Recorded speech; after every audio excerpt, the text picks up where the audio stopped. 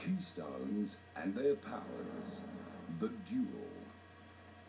Your own coloured keystone gives you the power needed to duel with other Harbingers and Soul Rangers. When you collect this keystone, you can collect your duel cards from your headstone. Take your duel cards and place them behind your slab. To duel with a Harbinger, you must land exactly on a lightning strike. The instant you land on this square, deal one of your cards face down in front of the Harbinger you want to attack. Your opponent must counterattack by dealing one of their cards down. Both cards are then turned over. The card with the highest number wins, unless you have played a 7 and your opponent has counterattacked with an ace. An ace beats a 7, but nothing else. Without looking, the winner picks one keystone from the loser. Both cards, their powers spent, are then removed from the game.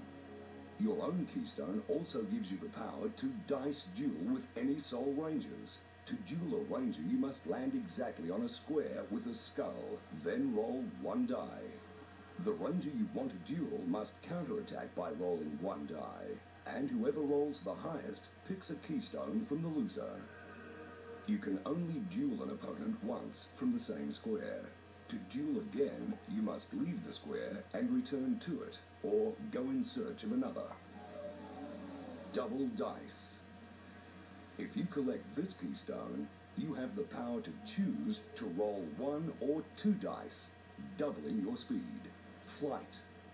If you have the keystone providing the power of flight, you can move from one province to another without having to roll the dice.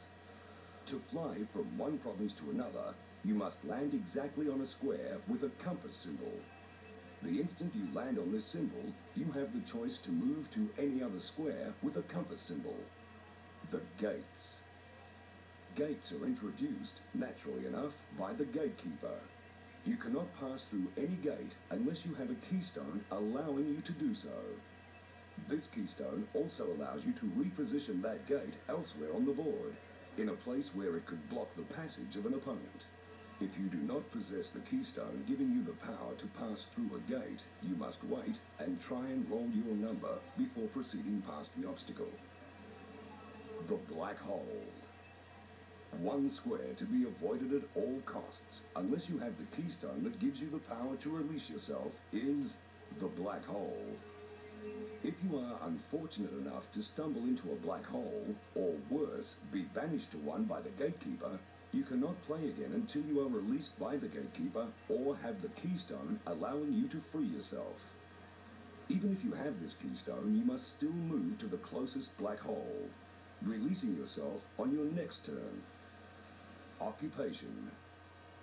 The 6th and final keystone will give you the power to occupy or steal a square another opponent is on, severely handicapping them in the process. They might have to roll a 6 to play again, or be forced to return to their headstone. Each Harbinger can impose a different punishment, and these are listed in the Keystone Index on the back of each character card. Fate.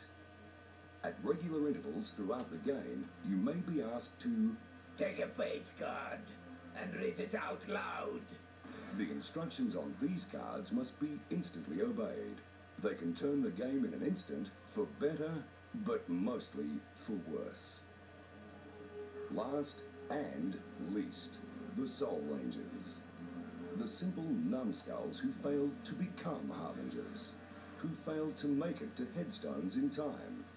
Found in the sewers or the dark side of the provinces, they play by their own set of rules, preying on anybody foolhardy enough to venture into their underground waste.